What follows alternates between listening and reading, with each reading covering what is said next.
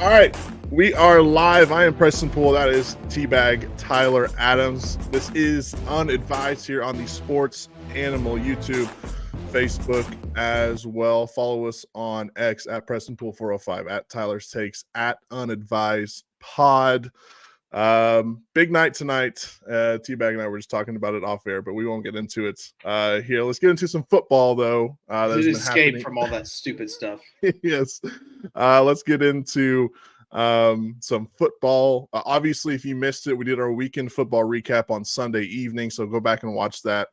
We talked about literally every NFL game on Sunday morning, afternoon, and then we previewed the night game on Sunday night. We also recapped Oklahoma's, I guess you can call it, win against Houston. They did win, but it felt like they didn't win.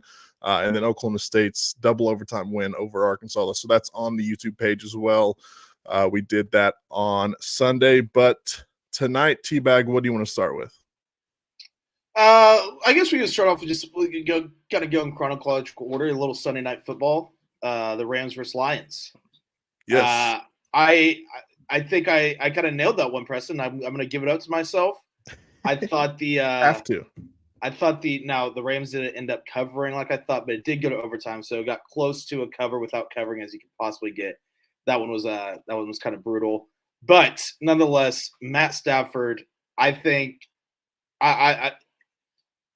he's always been just one of my favorite quarterbacks to watch. I've watched him play a lot. You know, him playing the Bears twice a year for so long. And he was just always on such terrible teams, and he's always just been a tough son of a gun and just always just finds a way to make plays. And then obviously he's been on the Rams for this is fourth season now with the Rams. Yeah. And he's finally just got competency around him, and he is just one of the most fun guys to watch. And I think I'm kind of a Rams fan this year. Like I think I love watching them play. I love Cooper Kupp. I got Cooper Kupp in fantasy in one league. I got Matt Stafford as my quarterback in another league.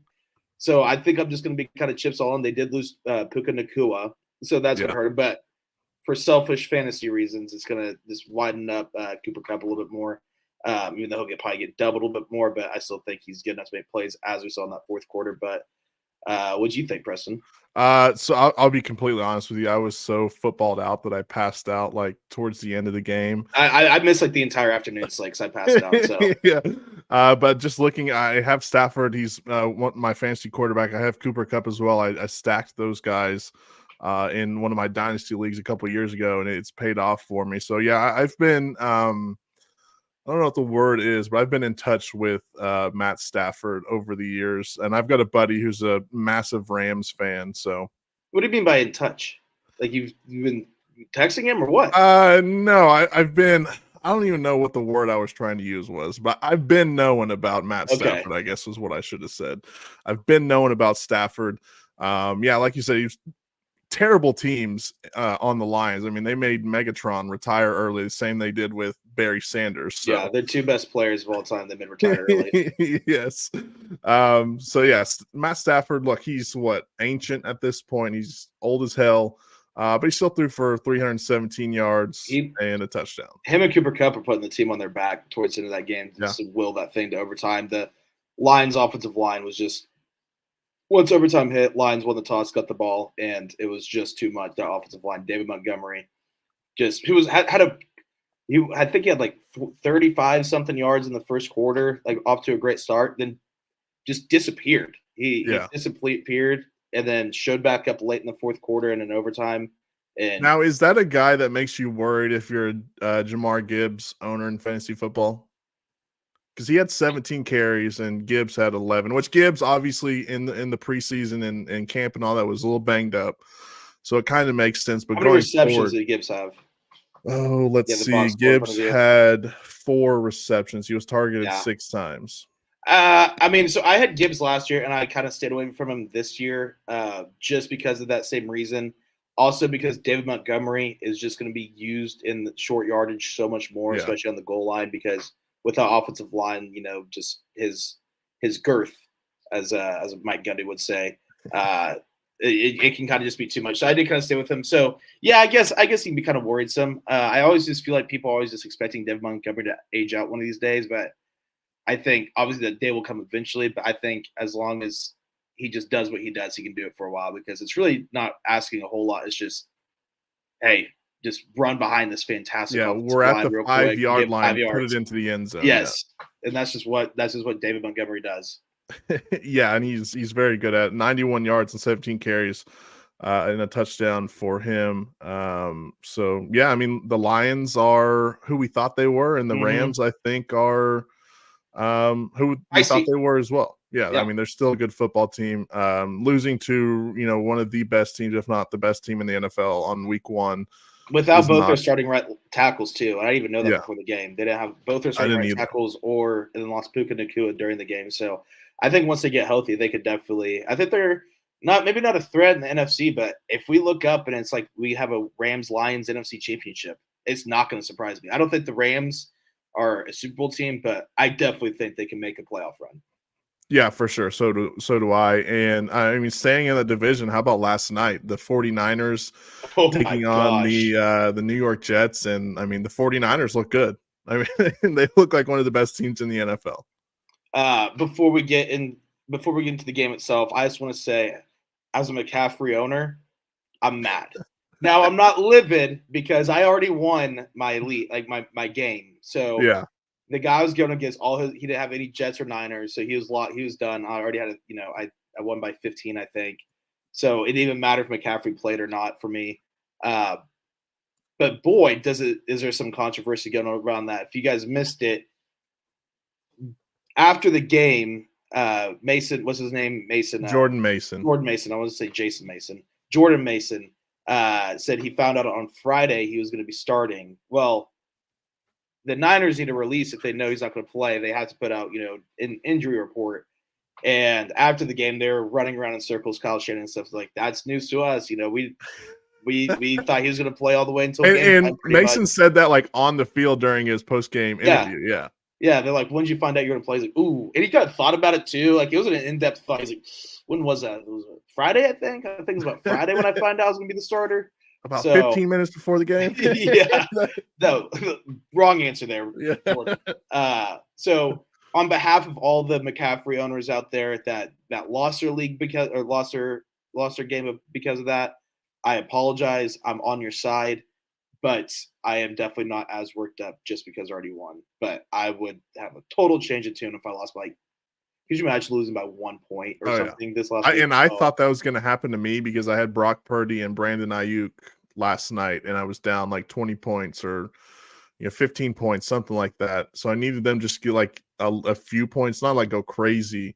And it came down to the fourth quarter, and I won by like 4 points. So it was a little nerve-wracking, but good news for me. I had Jordan Mason on my bench, and it looks like Christian McCaffrey's probably questionable at best for the game against the Vikings this upcoming weekend. So if you haven't picked the guy up and he's still out there on waivers, pick him up because you and I could run behind the offensive line in Kyle Shanahan's offense and probably get like 50 yards. Watching them run the ball is so fun.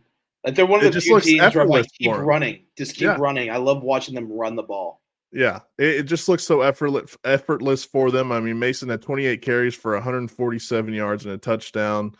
Deebo Samuel technically started the game at running back. He had 8 carries for 21 yards and a touchdown. So running the football for the 49ers will never be an issue as long as Kyle Shanahan is there, it seems like. Yeah, and with the Jets, I didn't think the Jets necessarily played like terrible. I mean, obviously there's a lot to improve on.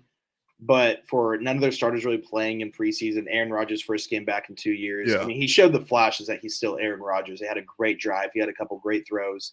The defense obviously really needs to improve. Congrats, Hassan Reddick. You are going to get paid here soon because they definitely need you on the defense side of the football. Yeah. So I'm still not really high on the Jets. I took their under 9.5 wins just because I think there are the New York Jets. I don't trust Robert Saleh as a head coach. Aaron Rodgers is Aaron Rodgers, and I mean I'm obviously biased towards Aaron Rodgers. I've never liked him. Outside of anything outside of football and stuff too is irrelevant to me. I've just never liked him on the football field and around the facility because I think he's always just kind of been a bit of whiner and complainer, and nothing's ever his fault. So My tune doesn't really change on the Jets. I think they're about an 8-7, 8-9 win team. I think they're decent. They could. I mean, I'm not going to be shocked if they are a playoff team at all, just because they do have Aaron Rodgers back there and they have a great roster. Yeah. But the New York Jets are just still the New York Jets. Yeah, for sure. And shout out Alan Lazard for making a career out of being friends with Aaron Oh, yeah. Rodgers. I mean, I was thinking about that last night. I was like, Iowa State has like 3 guys right now, and only 2 of them really kind of just like deserve to be there. And Brees Hall and Brock Purdy, and then Alan Lazard just like, hey, I mean, he had what 4 catches for 36 yards or something, so not terrible. yeah, But I would even throw in Montgomery there too. I think he's a good running back. He went to Iowa State, right? David Montgomery. But yeah, Alan Lazard just making a living being the guy that Aaron Rodgers likes to throw. It's like the dragon meme. It's like Brock Purdy, David Montgomery, Brees Hall, Alan Lazard is a good one. 6 receptions, 89 yards, 2 touchdowns for him. One of those late in the game from blast from the past, Tyrod Taylor, the backup quarterback for the New York Jets. Shout out Aaron Rodgers too for playing more than 4 snaps. Yeah, shout out to him. Even though they lost, good for him playing a full football game. Well, not full football game, but most of the football game. The Jets got to see Aaron Rodgers play a full football game. Yes, for the first time. Yes, and he didn't get hurt. Did not get hurt. Only got sacked 1 time, so that's a big improvement from the way that offensive line was last year, especially against an offense or defensive line, like the 49ers. I actually, I'd like to do prop bets. I took Nick Bosa to get a sack. And he didn't, which surprised me because he cleaned up his sack. I don't even know. Did he get credit for half? No, then he that's was how dumb. On the one sack that Aaron Rodgers got sacked on, Bosa kind of came in at the last second. So I didn't know if they credited him with a half or not, but I guess play was probably already officially kind of over for that one. Yeah. Other stuff in the NFL, we already mentioned Christian McCaffrey might miss week 2 versus the Vikings. Tyreek Hill, body cam footage comes out, and I don't know how much you want to get into it because I don't want to get into the whole who's in the right, who's in the wrong in this. But pretty interesting video. I mean, Calais Campbell shows up; they put him in cuffs as well, and then Jonnu Smith shows up too for the Dolphins, and they're like, "You stay back, or you're going to get put in cuffs as well." So, what a situation. And Tyreek, I mean, shout out him because the first thing he did when he got pulled over, he got his agent on the phone immediately. Yeah, he's yelling on the ground, Drew, I'm getting arrested. Drew, I'm getting arrested. Yeah, ripped him to the ground. He's screaming that he's getting arrested to his agent. And then, an hour later, his agent's on ESPN doing a tell-all about everything he knows. Drew Rosenhaus just lived for that too. Like, when you heard that, he was like perfect. And they did they did him dirty too on ESPN because the dude was sweating bullets on live TV, and they just kept having him on there. So I think it was Johnny Smith maybe was on the phone and was like, Drew, he's getting arrested. Drew Rosenhaus, man, it's like he's definitely just like one of those guys where he just loves being in the spotlight and stuff like that. Yeah. And so he was probably like, oh crap, but at the back of his mind, he was probably like, this is good for business. This is good for Drew Rosenhaus. And Tyreek Hill dropped probably the hardest tweet ever after that whole thing happened, and after the game says, when you ham, nothing can stop you. And I might get that tattooed on me somewhere because that is quite the quote. And then if you missed it, he did the whole arrest celebration as well. So pretty interesting stuff with all of that. Yeah. I think it's kind of one of those, like you said, we don't want to get into it too much. So everyone just in this day and age just has their mind made up one way or another. Yeah, you got to pick a side either way, and I'm not going to. It's definitely just like one of those things where it's like cops probably should have been a little bit more cool, and Tyreek probably should have not rolled up his tinted window because that is probably scary to the officer whenever there's a window being rolled up and he cannot see inside. So I understand kind of both sides here on that one, and God forbid we do that. Yeah, right. I'm trying to think anything else out of that. I can't get over that tweet and the quote. Tyreek was going crazy on Twitter after it's just a perfect NFL story. It really is. It was, yeah. And thankfully for the Dolphins fans and fantasy football fans, he didn't get Scotty Scheffler and taken to the precinct or anything like that and locked up for a little bit. He didn't have to stretch in his cell there or anything. So at least all that's over with. as far as Tyreek. He'll pay his fine and move on. Yeah. Another guy, your former quarterback, Justin Fields, appears to be the starter in Pittsburgh because Russ can't stay healthy. His calf injury is lingering. Obviously, Justin Fields started week 1. It looks like he's going to start week 2. So shout out Justin Fields getting canned from the Bears, and he moves on. He's got a starting job with the Pittsburgh Steelers. After watching Game 1 versus Falcons, I don't know how long he'll be with the Steelers. I'm rooting for Justin Fields. I am. Do you think Russell Wilson could have scored a touchdown though? Because I sure as hell don't. No. Like I'm not saying Russell Wilson's better. If I was the Steelers, I'd start Justin Fields just to see if he can turn him into something. Yeah. Because Russell Wilson's just washed at this point. But whenever I was watching, every time I saw just some of that game, it was just almost like flashbacks. Like, yep, there it is. Did something great, and then he did something great 10% of the time, and the other 90% of the time, it was just, what are you doing? Yeah. So it was a Justin Fields experience for sure. He'll have one of these games too where he'll go off for 180 yards rushing and 120 yards passing, and everyone's going, and I'm like 4 touchdowns. Yeah. Wait till next week. Who do they even play this next week? Anyway, let me look at the schedule real quick, because that could be interesting. Steelers, they play the Denver Broncos, so that could have been a little reunion game for Russ. Looks like he's not going to play. That is at Mile High too, so we'll see. We'll see how that goes. Not much faith in the Pittsburgh Steelers. I got a buddy who's a Steelers fan. He texted me immediately after the game. He says, Steelers won, now leave it up to the Chargers. I said, buddy, you guys didn't even score an offensive touchdown at all. It was just field goals. So hey, you can win without scoring offensive touchdowns, Preston. Yeah, that's true. I almost saw that in Norman over the weekend, but at least they got 2 touchdowns Chicago in that game. That is true. I forgot that Caleb Williams threw for under 100 yards and that he still somehow won because the defense is that good. Yeah, by the way, we had a guy, I tweeted out the link yesterday if people missed it for the football recap, and a guy commented on it and said, I don't know if you should be mentioning OU and OSU in the same light, because that's like talking about the Pittsburgh Steelers and then a high school team. I said, buddy, the Steelers didn't even score a touchdown yesterday, so I'm not sure what kind of comparison you're trying to make with this. I didn't get that comparison either. I don't know if he was trying to rip OU. I don't know if he was trying to rip OSU. I don't know which one he was trying. I don't know what he was. Yeah. I mean, love the interaction. Keep interacting with us. I mean, but yeah, I saw that too. I was like, but yeah.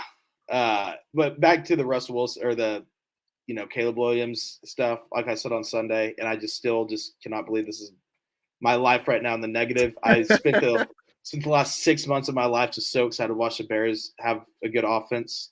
And then the good thing is it only goes won up in typical here. Bears fashion. Yeah, no, but yes, and I still think it's not like a lot of quarterbacks didn't play good on Sunday around the league. A lot of first-year quarterbacks don't play good in their first game. It's like I'm not throwing in the towel on Caleb Williams by any stretch of the imagination. My opinion really hasn't changed too much on that. 2 weeks from now it could be completely different. It just does. It is just funny how I had to sit and just wait. But Roma Dunze now has a sprained MCL, so he's week to week. I did see that, yeah. But I think that could be maybe like, and I might just be really dumb for saying this, and that's all right if I am. That's what this is for, is to say some dumb things sometimes. I think maybe this is an addition by subtraction, because then maybe Caleb doesn't feel like he has to feed more mouths or something. Yeah. He can just focus more on DJ and Keenan, So I don't know. Maybe it's a good thing. That's going to how I'm going to spin this one. But Roma Dunze should be back within a month, it sounds like. So. Yeah, I mean, they didn't put him on the whatever list it is anyways. So I think he'll probably miss this week, maybe the week after, maybe.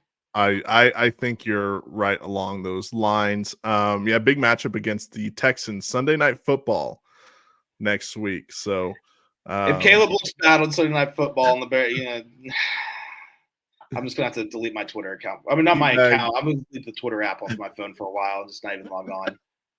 T-Bag is definitely waiting all day for Sunday nights next week for sure. So my Chargers taking on the Panthers, so hopefully that's a beatdown next week in Carolina. Chargers normally do good. They're one of those teams when they travel from the West Coast to the East Coast, they normally do good. So we'll see how that goes. Other news in the NFL, Deshaun Watson under investigation again for being a pervert still.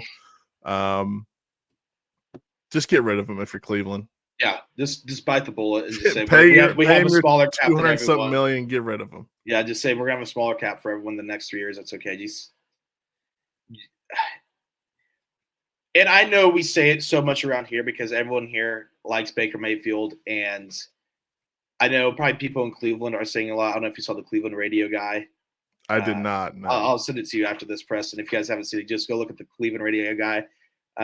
The first call they took in the morning was someone saying like we should have had Baker Mayfield. And he like threw off his headphones, and like you can tell he like agrees with him, but he's just like screaming, he's like, he's not coming back.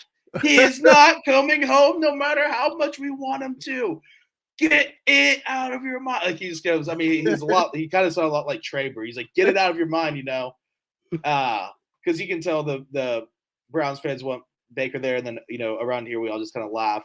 Yeah. It is funny when you think about the Cleveland Browns if they had 3 more first-round draft picks and maybe about $100 million more in cap space with Kevin Stefanski and Baker Mayfield, that they could be a really good football team right now. But instead, they're stuck with the pervert that is Deshaun Watson. So. And mediocre as hell. I forget even who is the backup there, but people are, or Jameis Winston. Yeah. I don't know why I would forget that. Jameis Winston is, and awesome. Jameis Winston's the most popular guy in that quarter. I mean, oh yeah. I mean, all those players want Jameis Winston to be the starter. Oh yeah. I mean, I want Jameis Winston to be the starter. Deshaun probably wants Jameis to be the starter. Yeah. Yeah, no. If they gave Deshaun Watson the option of playing football the rest of the season, or just sitting on the bench or going to Cabo for the rest of the year, something tells me he would take going to Cabo for the rest of the year, run off somewhere else to a European country with his millions and millions of dollars, and just screw off and have nothing to do with football the rest of his life. Yeah, he's only playing for this contract at this point. Yeah. And I don't know why, because it's fully guaranteed, dude. You don't even have to play anymore. Just retire, take your $200 and something million and go to Europe, and where no one's going to know who you are. All right, over under Jameis playing by week 5. Let me look at their schedule to see just how tough their schedule actually is. Well, not because I don't think it's going to be because of Watson getting benched. I think it's just going to be like, just Watson just not wanting to play anymore. Yeah. It's like he's going to sprain his ankle or something and not do anything. It's interesting because the next couple of games they have aren't tough games. I mean, it's like Jacksonville, the Giants, Raiders, and then Washington would be week 5. Okay. He's definitely out by the Saints game, though. Eagles, Bengals, Ravens, Chargers. Yeah. Yes. No, I think by the end of the season, they're going to lose, some games that they should win. I think probably to the Giants, Washington or Vegas. Yeah. Look, I'll take him not being the starting quarterback by the end of the season for sure. Yeah. Yeah. Like Browns I said, Browns screw off to Europe with all your money, dude, and you don't have to be heard from in the NFL. Yeah, just go live with the red light district. Then you can just pay him to not, instead of having to be a creep. Move to Amsterdam. That would be perfect for him. Yes. Yeah, I'm over Deshaun Watson and all of his antics. He and it's one of those things where people the last couple of years, rust this, rust that. He hasn't played. Well, you know whose fault that is? Deshaun Watson's for A, being a creep, and B, getting hurt and just not caring at all. So I'm not going to feel sorry for the dude for being a creep and all that. So if he never plays football again, I'll be just fine. There's 8.1 billion people on Earth. I got about 8 billion people I'd feel sorry for before I ever felt sorry for Deshaun Watson. Like, yeah, he's a loser creep with hundreds of millions of dollars. I don't feel sorry for him for 1 second. That is correct. Yes, I fact checked that real quick.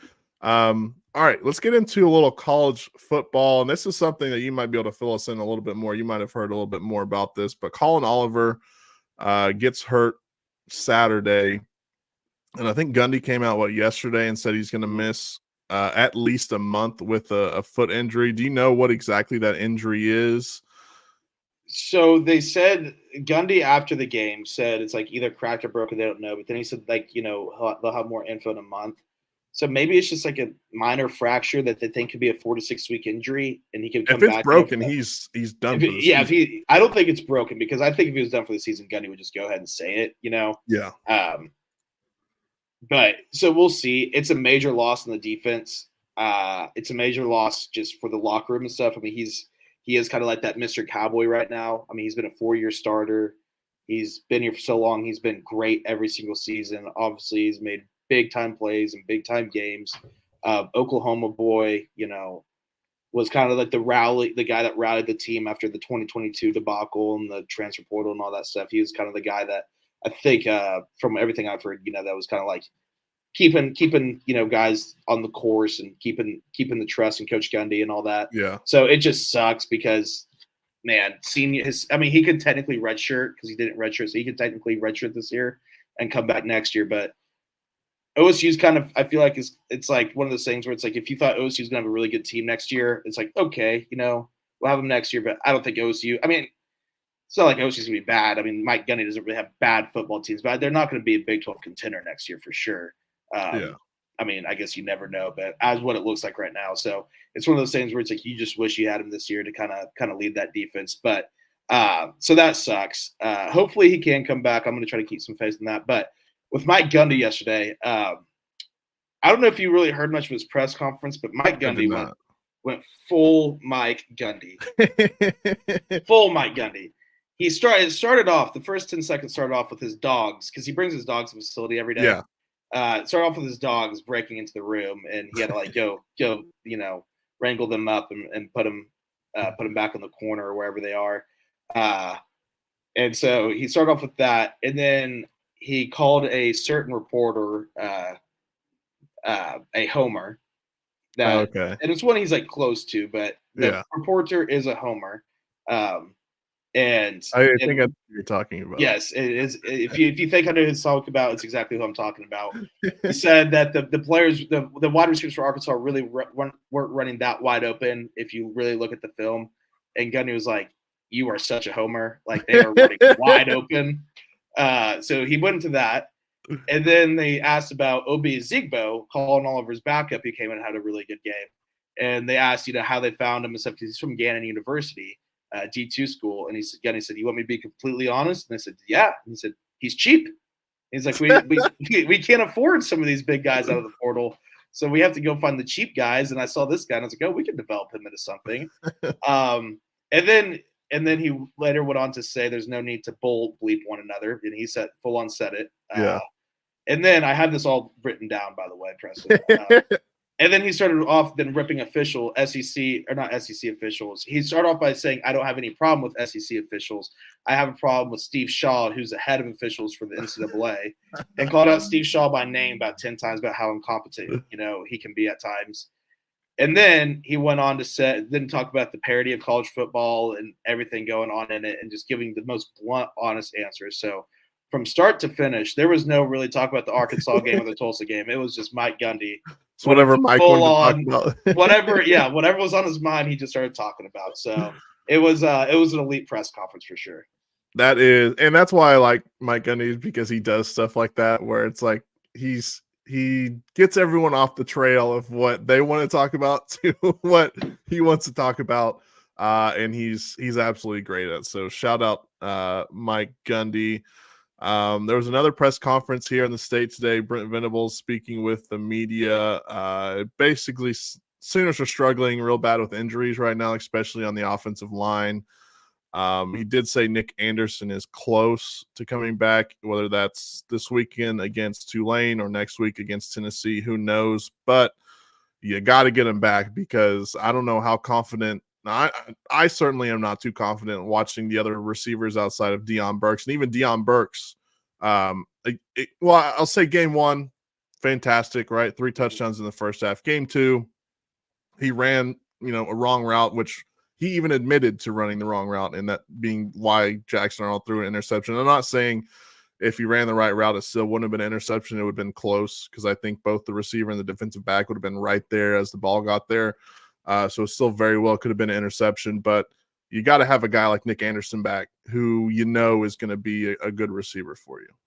Yeah, that's gonna be crucial. I'm just excited to see how they adjust. We kind of set up the Temple game. Like, what's it gonna look like this week? And then I don't think anyone really saw what was gonna happen on Saturday happen. So this week's gonna be just a big game. Like, obvious. Right when I said that was dumb, because obviously it's a really big game for OU to come out. I'm just excited, I think, more to see the adjustments that they make. Yeah. What they do that's different. What are they going to do on the offensive line? Just everything involved. Their scheming, their creativity. Are they going to run it up the middle every first down like they did last game? It's an interesting game, man. I mean, if OU loses this, it's gonna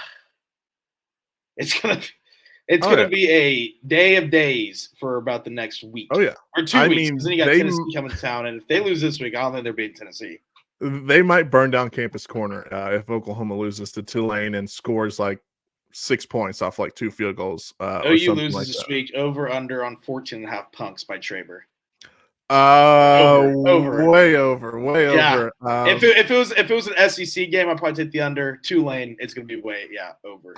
This will actually be my first game up in the press box. They gave me a media pass, so I'll be up there for this game. And if they lose, I'll definitely be at the trailer there on Campus Corner for the post game. You might have to go run security. Watch, yeah, I might have to be the security there.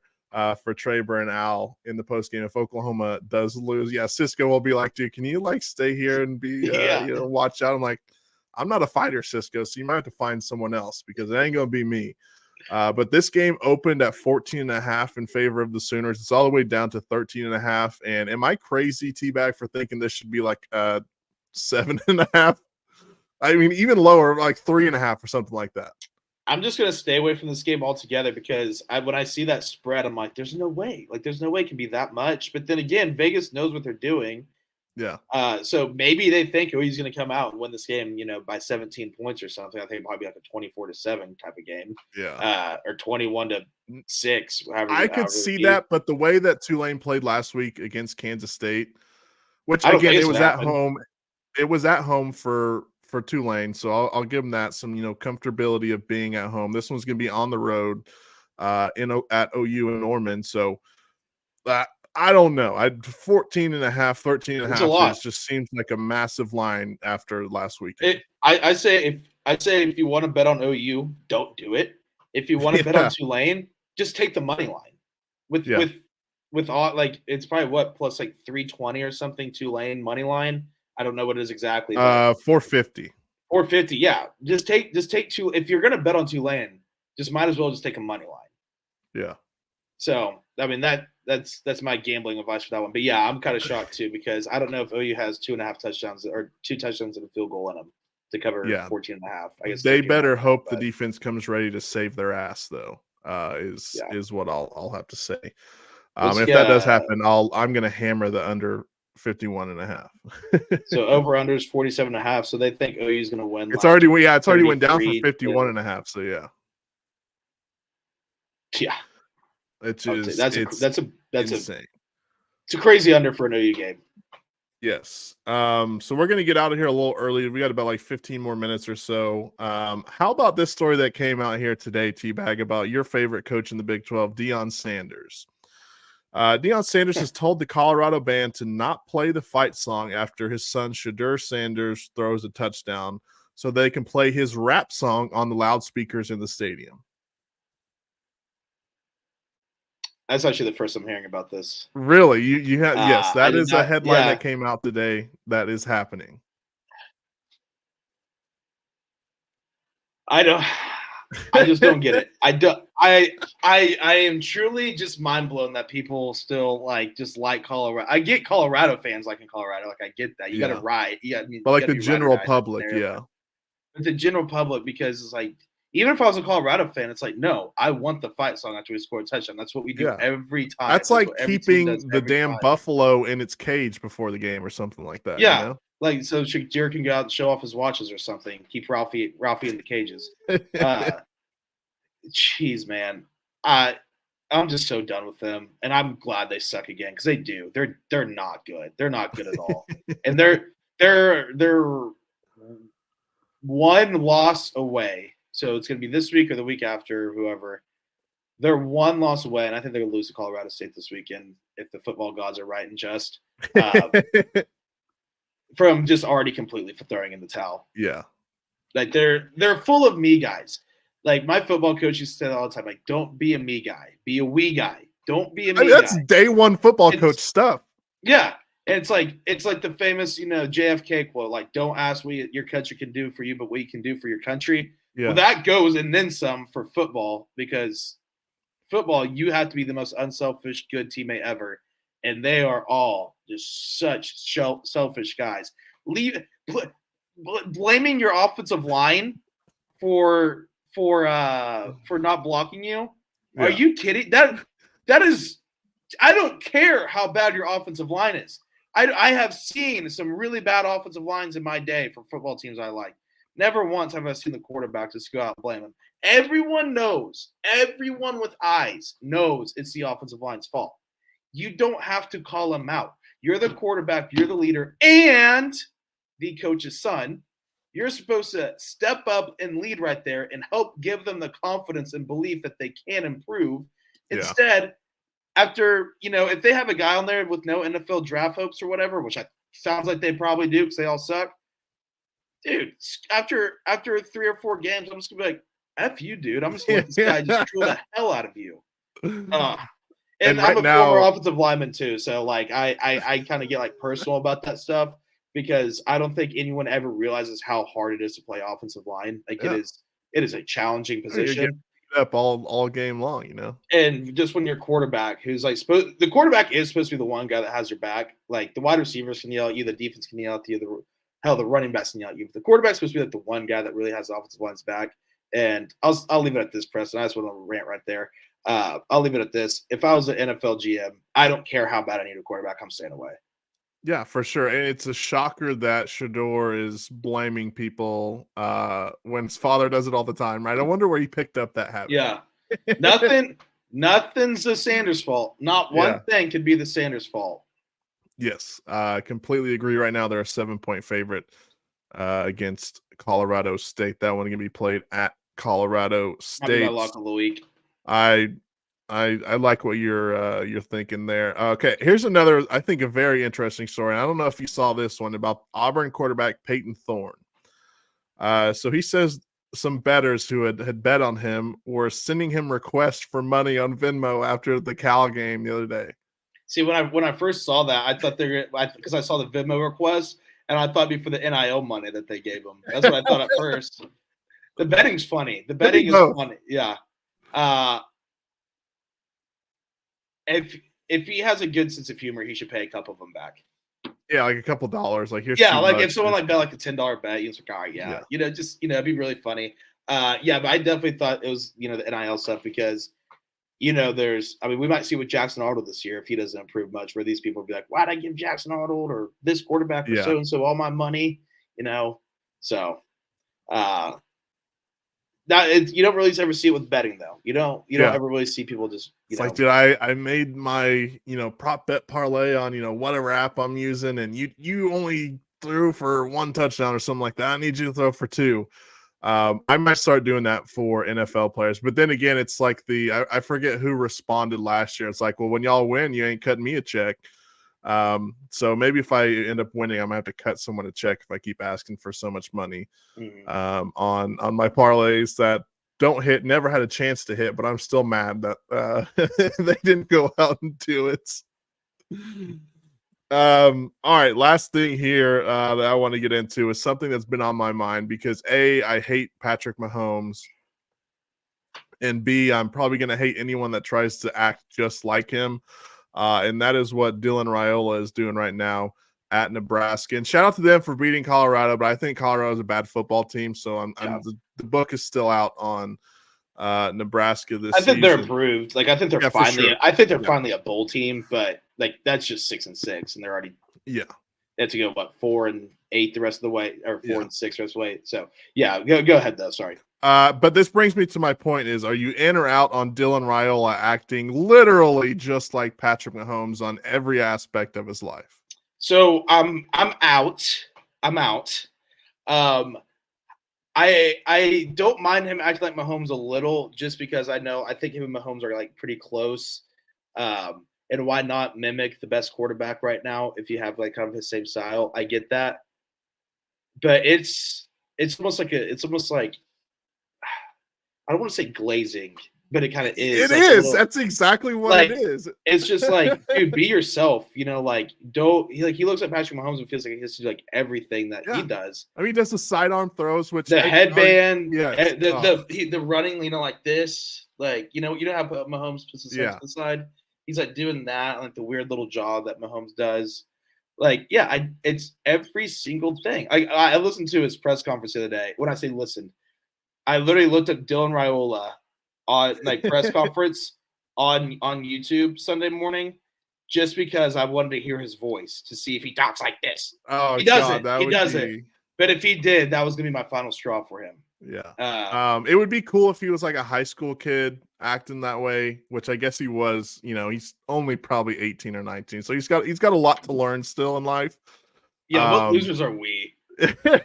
grown men talking about an 18-year-old glazing Patrick Mahomes. And this 18-year-old also has probably 15, 20, 30 times the money me or you do. Oh, there's no question about that. He's the starting quarterback at the University of Nebraska. And that's why he went to Nebraska, because of the money he got. They're throwing a bag at him. Yeah. I can guarantee you he's already a millionaire for sure. Yeah. So yeah, and we're sitting here in our bedrooms with roommates talking about in a house is where you rent. But look, that's our job, right? Yeah. So I'm gonna sit here, and if we see glazing, we're gonna call out the glazing. I'll be the first to tell you I'm a loser. Like I have like my drive in life is on cruise control at times. I'll be the first to admit it. Yeah. Every now and then I'll drop down a gear and spin the tires and take off. But no, I'm with you there. All right. Well, that's going to do it for us. Nothing of note on television tonight. So go back and watch our weekend football recap on the Sports Animal YouTube page. You can also find that on the Facebook page as well. We're going to be putting out an interview for you guys here later in the week, probably Friday evening.